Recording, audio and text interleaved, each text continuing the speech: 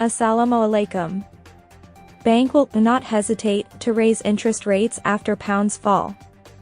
The Bank of England has said it will not hesitate to hike interest rates to curb inflation after the pound fell to a record low against the US dollar. The bank decided not to hold an emergency meeting to set new rates, but said it would change them by as much as needed when it meets in November. It came as the Treasury said it will set out plans to cut debt in November in a bid to reassure investors. The pound fell again after the statements from the bank and Treasury.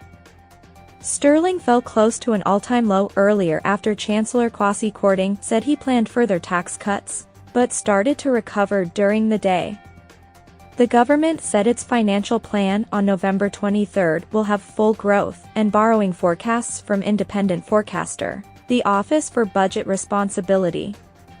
It also pledged to set out further details on the government's fiscal rules, including how it will try to decrease debt.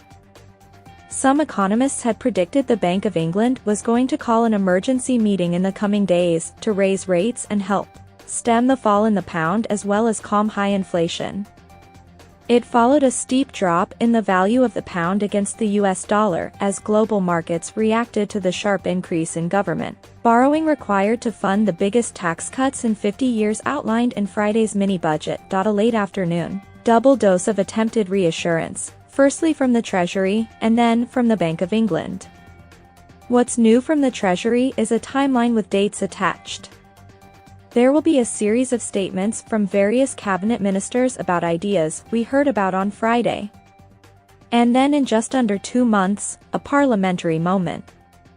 What's being described as the medium-term fiscal plan and the Office for Budget Responsibility's number crunching.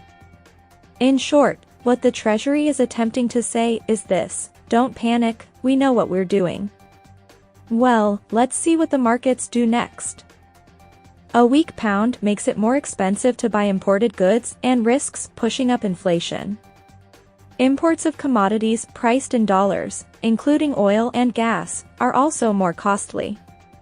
The Bank of England said it was monitoring developments in financial markets very closely, but said it would make a full assessment at its next scheduled meeting of the impact on demand and inflation from the government's announcements and the fall in sterling. Courtesy BBC.